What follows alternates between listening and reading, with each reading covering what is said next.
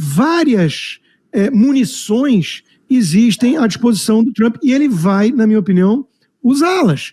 Mas ele vai começar pela mais branda, tentando apelar ao bom senso ou ao senso de sobrevivência do sistema, dos donos do poder. Se nada disso funcionar, Pitoli, eu não descarto uma bombinha atômica. Fala pessoal, sejam bem-vindos. Começando mais um vídeo recheado de informações importantíssimas. Mas antes, inscreva-se agora mesmo no canal, deixe o seu like e compartilhe esse vídeo com o máximo de pessoas. Assim você vai estar me ajudando demais. Giro na tela e notícias a seguir.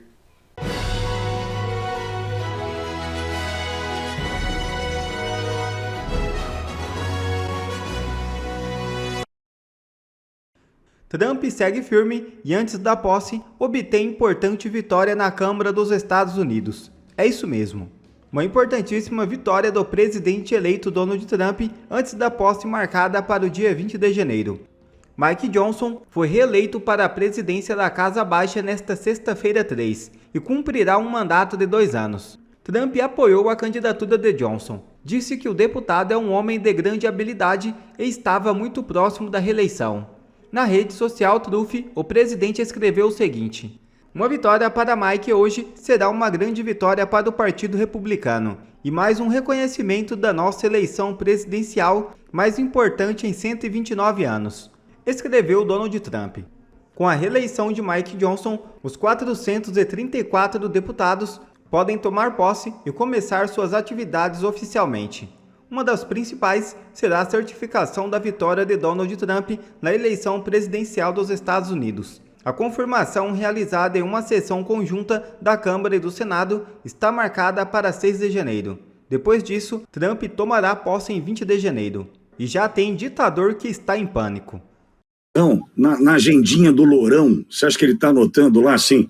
Lula enviou representante. Você acha que é mais uma para a agendinha do Lourão, que assume dia 20 de janeiro, Serrão? Olha, o Lourão assume dia 20 de janeiro, mas o Marco Rubio já está trabalhando quietinho, hein? Tá na agendinha dele, com certeza absoluta. Quando o Lula manda uma representante diplomática para a posse do presidente ilegítimo da Venezuela, ele está respaldando, primeiro, aquela eleição picaretada, e segundo, ele está dando toda a força e dizendo que ele é parceiro daquele narco-estado venezuelano. E aí a coisa fica grave, porque aí só confirma o papel que sempre foi do Foro de São Paulo, que Lula fundou com Fidel Castro e que depois o saudoso ou nada saudoso Hugo Chávez fez parte ali como grande proeminência desse grupo que reúne a esquerda burra da América Latina com os seus grupos narco-guerrilheiros, que tomaram o poder, que estão no poder e estão fazendo aí o trabalho de narco-estado. Essa turma, Pitoli, está na agendinha do Lourão. O Lourão já definiu que a América não pode ser great again se continuar submetida ao narco-negócio, que hoje é o grande matador do povo americano. É o genocida do povo americano junto com o terrorismo. São braços que atuam juntamente. Então, o Trump vai combater isso. E para combater isso, o Nicolás Maduro é um cara que é um cabra marcado para sair do poder em breve. Se ele vai ter essa posse fake agora, essa posse não vai durar muito tempo. Não tem condição de durar muito tempo. Agora, ela pode gerar um problemão, porque Maduro tem a sustentação de Rússia, China e Irã, que são grandes adversários, quase inimigos geopolíticos dos Estados Unidos. Então Maduro não vai querer um enclave dessa turma do mal aqui na América Latina, na Venezuela, podendo se expandir para o Brasil com essa parceria que a gente sabe que tem aí. Foro de São Paulo é parceria consolidada, é uma parceria sem trocadilho madura entre Lula e essa turma. Então, Lourão vem para cima desse negócio e a turma daqui não vai aguentar essa chuva que vem com a Arca de Noé, não. Constar, logo depois da posse de Lula, Lula vai para os Estados Unidos, faz a visita a Biden, tem aquela foto emblemática com Janja entre os dois, enfim. Na volta recebe a visita de Sergei Lavrov, ministro das Relações Exteriores da Rússia, que chega no Brasil de sapatênis, sai do Brasil, passa pela Venezuela, Nicarágua e Cuba, mostrando de fato quem ele veio visitar e o objetivo da visita. Junto com tudo isso, ainda tem Hugo Carvajal nos Estados Unidos, que Biden não teve muita vontade de ouvir. Você acha que são elementos que vão complicando a situação diplomática do Brasil nesse momento com a volta de Trump? Eu não tenho a menor dúvida, né? O Trump, ele não vai ser enganado facilmente por essa turminha e esse discurso do Lula democrata, né? Que o Macron gosta de engolir, né? Faz questão até de engolir. O Trump sabe muito bem com quem está lidando, inclusive na relação do Maduro. Eu não tenho a menor dúvida também de que o Trump já se convenceu de que só há uma saída para a Venezuela, tirar o Maduro. O problema é executar um plano desse, não é uma coisa trivial, tem que tomar algum cuidado. E ele também sabe que o Lula não é desafeto do Maduro, como alguns fingiram acreditar, né? Estão rompidos, já mandou representante, embaixador para posse. Todo mundo sabe que isso é um teatro e o Lula e o Marco Rubio e companhia, a Maria Elvira Salazar, todo mundo sabe muito bem o que é o PT, o Foro de São Paulo, o que eles querem. Hoje em dia o Brasil está virando uma espécie de província chinesa, entrou no eixo do mal, com vontade, recebe navio do Irã, leva o Irã para os BRICS, é isso aí, né? Essa aliança nefasta toda que você mencionou alguns casos já. Então, como é que o Brasil vai ser tratado pelo novo governo dos Estados Unidos? Como alguém que está cada vez mais no colo da China. Por não estar ainda e por ter alguma salvação, uma saída menos traumática do que um caso de Cuba, Venezuela ou Nicarágua, eu acho que antes vai vir a cavalaria diplomática, com pressão, com algumas ameaças entre quatro paredes e tudo mais. Os donos do poder no Brasil não querem o Brasil com sanção econômica, não querem ser tratados como Venezuela, China, Cuba, que isso abre uma série de dificuldades, inclusive para autoridades, né? Mundo afora. Sem falar que existem outras cartas na manga do Trump. Ele pode ir, como presidente dos Estados Unidos, na jugular de CPF, de pessoa física. Usa lá o Sergei Act, Magnitsky, sei lá o quê, e o cara não tem mais vida. O cara não pode mais ter conta em banco, não sei o quê. Então, várias munições existem à disposição do Trump e ele vai, na minha opinião, usá-las. Mas ele vai começar pela mais branda, tentando apelar ao bom senso ou ao senso de sobrevivência do sistema, dos donos do poder. Se nada disso funcionar, Pitoli, eu não descarto uma bombinha atômica. Né? Não é jogar bomba atômica no Brasil, não, gente, é linguagem figurada. Eu não descarto uma sanção econômica, o Brasil começar, sim, a ser tratado como aquilo que é hoje em dia. É um parceiro do eixo do mal, é um inimigo do Ocidente. O Brasil lulista hoje, ele vira as costas para os valores democráticos ocidentais e abraça com vontade as ditaduras totalitárias comunistas. Então, vai ser tratado de acordo pelo governo Trump ao longo do tempo, sim. Alguém está mentindo e mentindo muito para enganar a população desse país. Agora fica a sua discrição descobrir quem está mentindo. O que nós temos visto?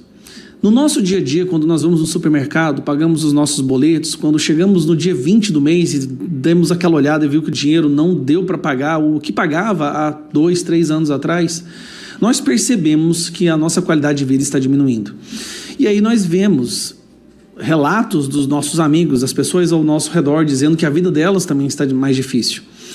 O governo quer que você ignore tudo isso e acredite na Miriam Leitão e Daniela Lima quando elas falam que o desemprego nunca esteve tão baixo quanto está agora, sem que você perceba que, na verdade, eles não estão contabilizando o número de pessoas que são beneficiárias do Bolsa Família, que é em torno de 54 milhões de brasileiros, 1/4 da nossa população não trabalha e vive de Bolsa Família, mas não são consideradas desempregados. Assim, eles conseguem colocar o número de desemprego em torno de 6%.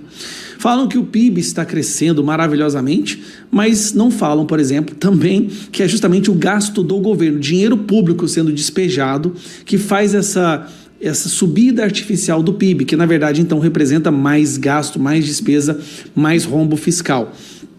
Mas eles estão com essa narrativa de que o Brasil nunca esteve tão bem economicamente quanto agora.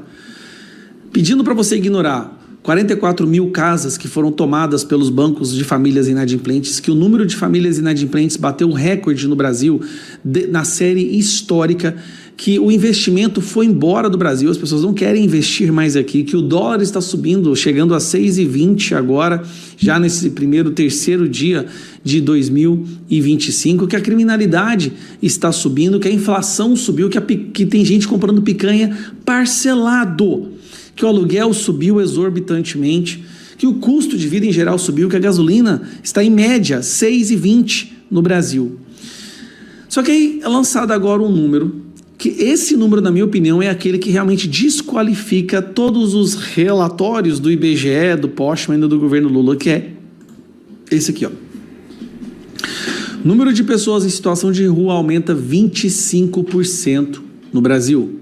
Número de pessoas em situação de rua. Pessoas em situação de rua é o pior nível que uma pessoa pode chegar. Quando ela não tem nem sequer onde morar, você pode ter certeza que ela não tem dinheiro para comer, ela não tem um emprego. Se ela não tem um emprego, ela precisa o tempo inteiro da ajuda de outras pessoas. Aí me chama a atenção por quê? Esse governo tem 54 milhões de pessoas no Bolsa Família, que hoje é em torno de R$600. E mesmo assim essas pessoas moram na rua. Aí a imprensa tenta dar uma pincelada aqui, jogar na culpa para São Paulo, mas o que eles não falam? As pessoas que perdem seus empregos, que estão na miséria em outros estados do Nordeste, elas migram para São Paulo e para outros estados. Porque elas sabem que, como o Nordeste tem uma qualidade de vida muito baixa e é muito difícil de oportunidades, justamente porque a maioria vive do assistencialismo, então eles vão para o Sudeste, eles vão para São Paulo para tentar conseguir alguma coisa lá. Quando não conseguem, viram moradores de rua. 25% de aumento. E o número é estonteante, olha aqui. O número saiu, quer ver, ó? O número saiu no ano passado de 261 mil para 327. No ano passado, 261 mil para 327. Olha a loucura que o Brasil está enfrentando. Mas Miriam Leitão, Daniela Lima, Rede Globo quer convencer você a todo custo que sua vida está melhor, que você nunca ganhou tão bem quanto está agora e que as coisas não estão tão baratas quanto estão agora, pedindo para que você ignore a realidade que seus olhos percebem, que o seu bolso principalmente percebe. Nós estamos chegando num estágio de totalitarismo da opinião, que até mesmo aquilo que você pelo seu sentido percebe não pode ser verbalizado, porque senão você é uma pessoa antidemocrática, conspiracionista, ultra radical da direita. Mas tá bom, tá aqui, ó, a imprensa soltou 25% de aumento em moradores de rua. Isso aqui é uma catástrofe para qualquer governo. Qualquer governo que vê moradores de rua aumentar 25% em metade do ano da sua legislatura é um governo que, se continuar desse jeito, vai ser o dobro de moradores de rua até o final do seu mandato, até o final de 2026. Todos os números mostram que está horrível, está terrível, está todo mundo indo embora. A recorde de evasão de dólares do Brasil. O povo foi embora, o dinheiro foi embora. Aí, quer ver como é que vai ser 2025? Está aqui, ó. Risco Brasil tem maior alta anual desde 2015. O estrago da nossa economia, a forma como a vida do brasileiro médio foi prejudicado nesses primeiros 2 anos foi pior do que na pandemia. Datafolha soltou uma pesquisa mostrando que apenas 47% da população vê com bons olhos os próximos anos. Esse número nunca esteve tão baixo. Nem na pandemia foi 58%. No auge da pandemia, 58% da população esperava que o próximo ano fosse ser melhor. Agora baixou para 47%, baixou 11 pontos. Eu não sei qual que está baixando mais rápido, se é a expectativa de melhora, se é o otimismo, ou se é a aprovação do STF. E os jovens que foram enganados a votar no Lula, como é que estão os jovens? Vamos ver, ó. Tá aqui, ó. Jovens estão insatisfeitos com a economia sobre Lula 3 e desaprovação vai a 71%. Jovens que foram enganados a ir lá e fazer o título de eleitor, 71% desses jovens acreditam que o Brasil está indo no caminho errado, a economia está ruim. E o número é ruim para todos os lados. A percepção negativa se mantém em todas as faixas etárias. Entre os que têm de 25 a 34, é de 68%. 27% avaliam positivamente. Dos que têm 35 a 59, é 64%. E todas as faixas etárias, gente. Não são só os jovens. Os jovens são os piores. Por quê? Porque são os que mais estão sofrendo. Não conseguem arrumar emprego, está tudo mais caro. Viram que foram enganados, não tem picanha, a cervejinha está mais cara. Agora, 25% de aumento da população de rua, isso deveria ser o bastante para um impeachment. Nós vamos trabalhar em 2025 para derrubar esse cara. A pergunta que a gente faz é: espera chegar até o final do ano para nunca mais o povo votar nessa desgrama de esquerda novamente, ou a gente derruba esse Lula agora através do impeachment e vê se consegue resgatar um pouquinho do que ele destruiu? Essa é a grande pergunta que a gente tem que enfrentar em 2025. Feliz 2025! Mas será que há motivos para o Brasil comemorar? Qual é o prognóstico desse ano no cenário político e econômico nacional?